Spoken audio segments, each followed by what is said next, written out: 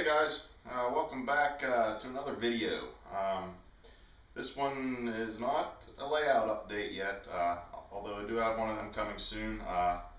Hopefully within the next day or two I should have another update video on the layout, because just got a package in the mail today from MB Klein or modeltrainstuff.com.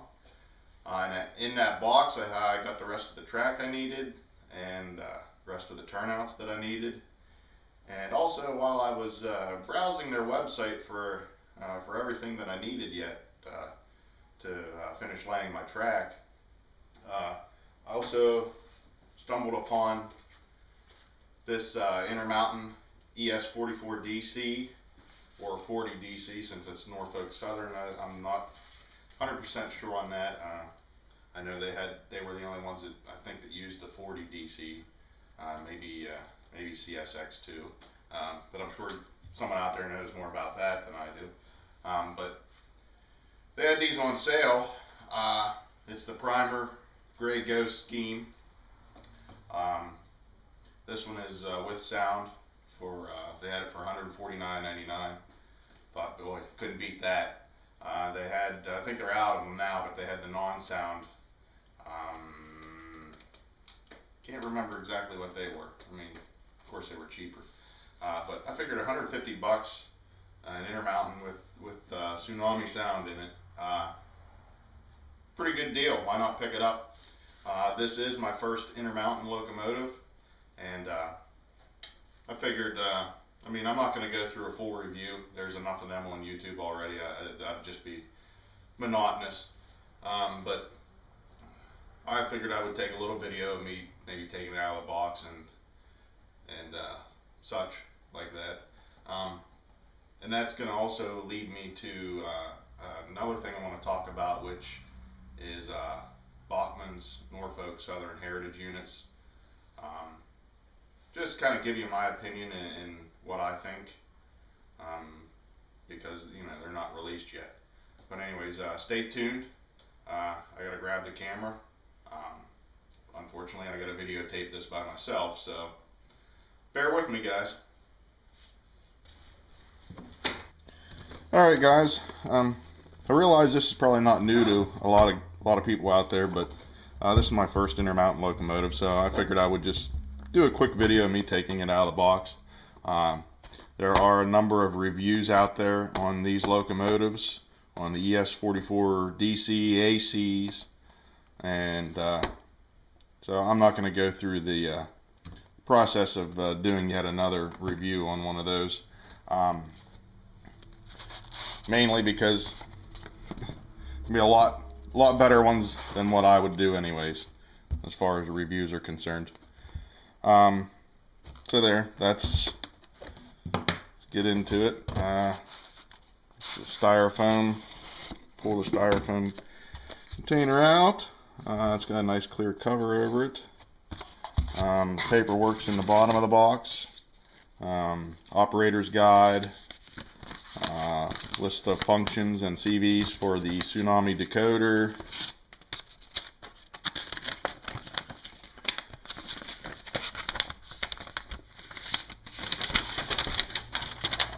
Shell removal instructions and exploded diagram, and maintenance tasks. So that's that. Now we got this plastic cover. I'll lift that off and pull this baby out. We got it wrapped in some plastic. Very nice packaging job. And the handrail protectors, very nice. Careful sliding them out.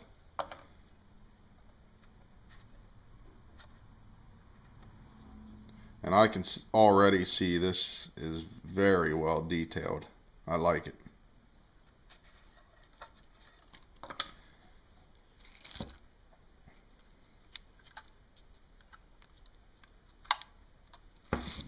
Very, very nice.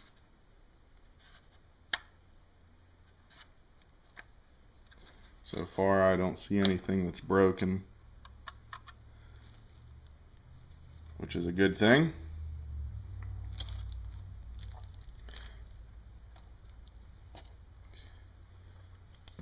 Alright, I'm going to get this set on the track and I'll be right back. Alright, here we're back on the track, and before I fire this up, I just got to say I'm really impressed with the detail on this. I mean, all the separately applied grab irons and you know, window shades, I mean, just everything. It's amazing. I'm pretty impressed with it. Like I said, this is my first Intermountain locomotive. Athearn Genesis was pretty much, you know, the highest I've ever had or owned. So I'm really impressed with this. So let's get started. Applying track power.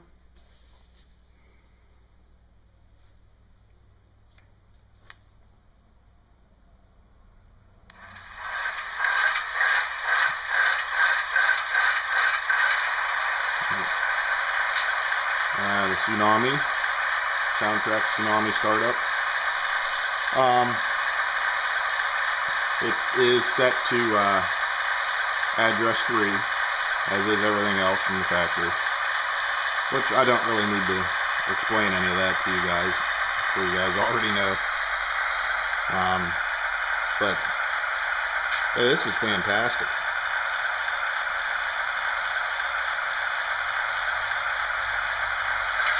Speed step 1, let me try that out.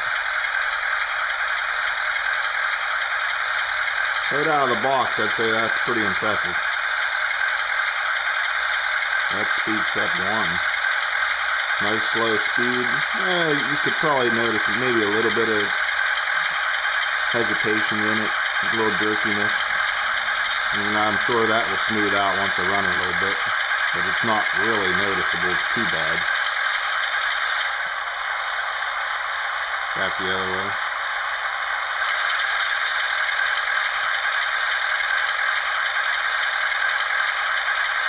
I'd say that's pretty impressive for right out of the box. No CD changes. Once you go to speed step 2. Yep.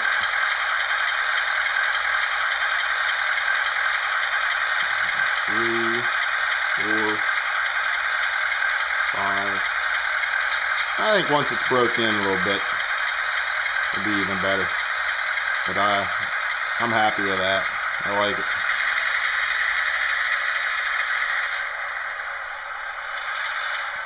Let me see.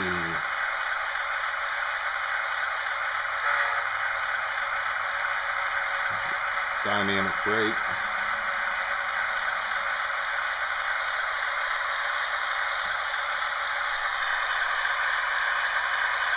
Overall, I'd say it's really nice.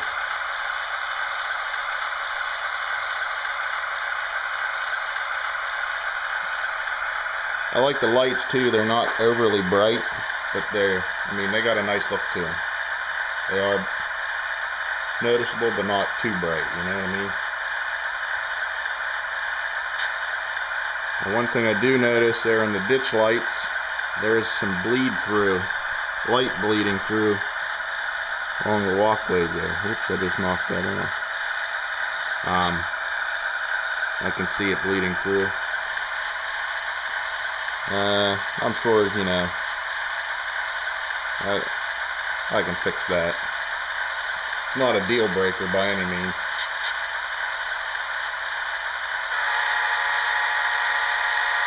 The ditch lights do alternate with the horn. Alternate flash. That's prototypical for Norfolk Southern.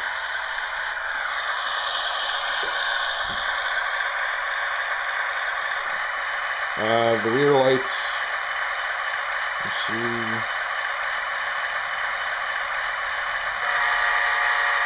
The rear ditch lights do not flash, and I believe that's because of lack of function lack of function ability for the decoder to allow the front ones to flash. From what I've read, which is fine by me, I'd rather the front ones alternate. But like I said, that's just a quick overview. There are plenty of reviews out there already on the Intermountain HO scale. ES44 ACs and DCs, and there are a lot better reviews than I could give. So be sure to check them out on YouTube. But overall, I'm pretty happy with this. I did notice the light was leaking through by the walkway on the rear ditch lights as well.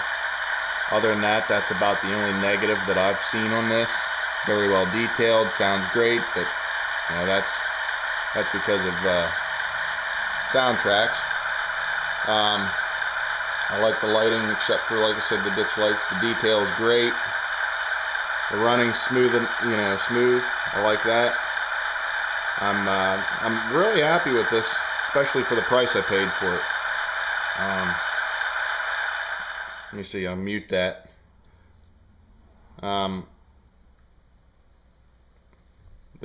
There, moving without any sound. There's no motor noise, very quiet. Can't complain about that. But anyways, just wanted to take a quick video of my new purchase. Very happy with it. Now stay tuned. I want to give you my opinion on something, especially after seeing one of these Intermountains.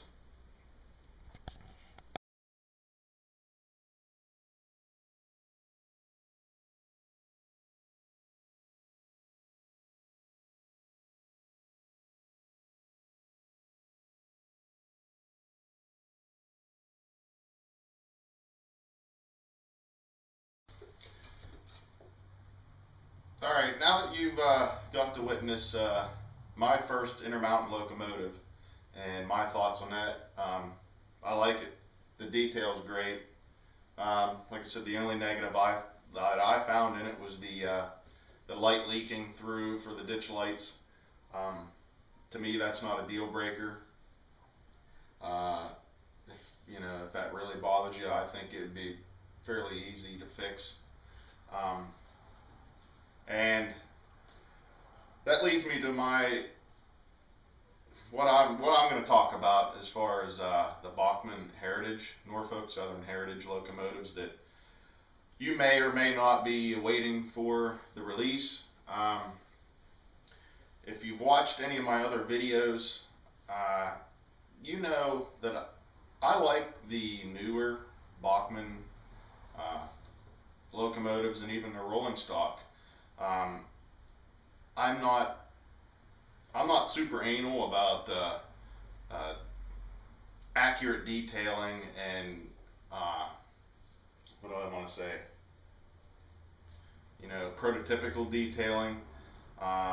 If they look pretty nice and they run smooth and quiet, which their DCC decoders don't. I mean, you can replace them pretty easy.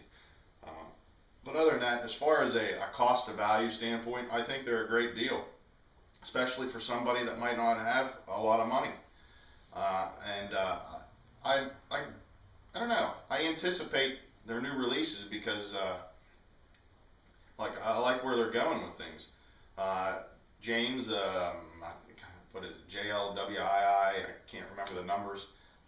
He just touched on this in his videos. They serve a purpose in the railroad community, the model railroading community. And I mean, I like them, like I said, for what you pay for them, they're not bad. But anyways, I've been waiting to check out their heritage units since they announced that they were going to make them, which was, I don't know, what, a year and a half? I don't know how long it's been now. They keep delaying it, keep pushing it back.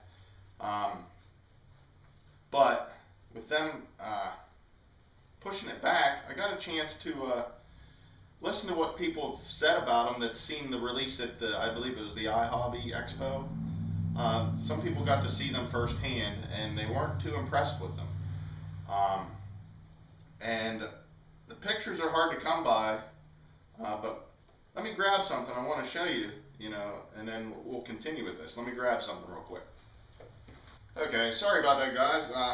But anyways, what I wanted to get and show you was, my point was, I couldn't find a whole lot of information about the Bachmann Norfolk Southern Heritage units, and not many pictures. They're very hard to find. There's really nothing too much released about them. But anyways, lo and behold, my new model railroader magazine, when it came and I got leafing through it, they have in their new products page one of the Bachmann NS 44 ACs, Pennsylvania scheme, and right there is a nice close-up picture of one that I could finally see it. So what I did was, I took that, which, I mean, it looks pretty good, but I went to Google Images, and lo and behold, look at that. I found almost the identical picture of the real thing, facing the same way, sitting the same way. So I was able to really compare it. I had something to compare it to, finally. And for the most part, it's very good. But I did notice some things that weren't what I would consider prototypical. Up here, the anti-climber isn't painted correct. Some of the yellow safety striping down here isn't painted correct. I noticed the front grab irons are not separately applied. But I mean, I take into consideration the price that you pay for this compared to some of the other ones. But what I did was I also took this picture and I compared it to a blown up picture of an Intermountain. And there are some pretty good differences. I mean, but this leads me to my point. I understand when I'm buying Bachmann, it's a lower price for a reason. I don't have a problem with that. I understand that going in, that I'm not going to get the best detail and the most accurate detail out of it. But by them delaying the release of this, it gave me a chance to look at these, and actually, some of the other manufacturers' prices are going to start falling to the point where, maybe the value to cost standpoint isn't as good as it once was. So I was waiting for these to be released because I wanted to buy one of the Gevos and one of the SD70 ACEs, and I wanted to do a review on them. I wanted to really see how they were, because they're probably going to be available to purchase for $150, give or take. Well, that brings me to my next point. An Intermountain Gevo Norfolk Southern Heritage unit with sound, now you can purchase for $194.99. So let's just say this is $150. Like I said, $150 give or take, could be $160, could be $140, somewhere around there. It's going to be right around there.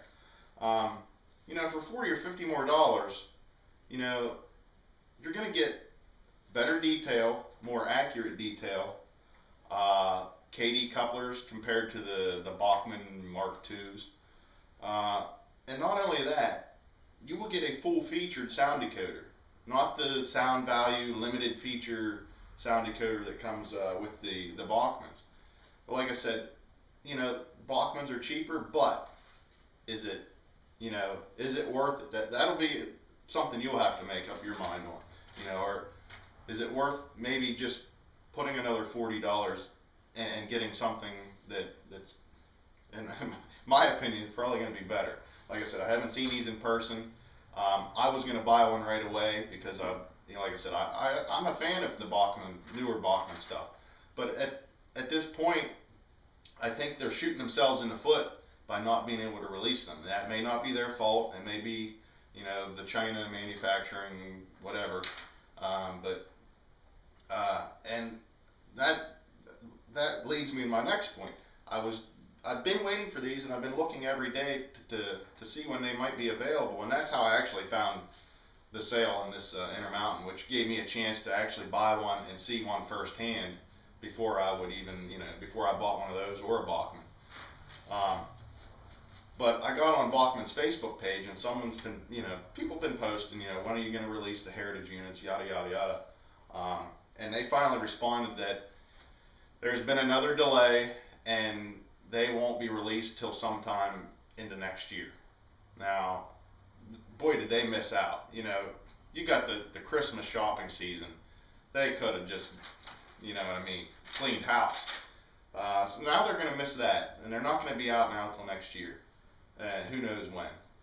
And like I said, that gave people like me a chance to really, look at this at a different standpoint.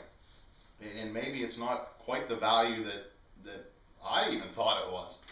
But if they're priced maybe like $130 or something, it might be easy to jump on board and grab one. But at this point, I think I'm just going to keep my money and use it towards something a little bit more detailed for a little bit more out of block. You know what I mean? Now, I'm not saying that will never buy one of the Bachmann Heritage units. I would like to buy one and check them out. And I'm not bashing Bachmann. Like I said, I'm actually a fan of Bachmann's newer stuff. But I'm not sure well, I don't need to repeat myself. But anyways, that was just my opinion. Kind of a little bit of frustration and disappointment with Bachmann, because I've actually been waiting to buy these for a while. I'm like most modelers out there. I don't have unlimited amount of money to spend on things. So when something that comes out that's a good value to cost ratio, like I'm kind of into it. So it helps. And it helps a lot of modelers out that don't have a lot of money to spend. They get a chance to model something, one of the newer locomotives that it's pretty nice. I don't know what I'm trying to say. Don't mind me. But anyways, that was what I was getting at with this video. I was excited about actually being able to check out an Intermountain locomotive up close, and I don't know. Hopefully this was a little bit informative for you guys. But thanks for listening to my rant. One more thing though, I did want to add something. If you compare the Bachmann's price to say the Athearn Genesis, they have the SD70 ACEs.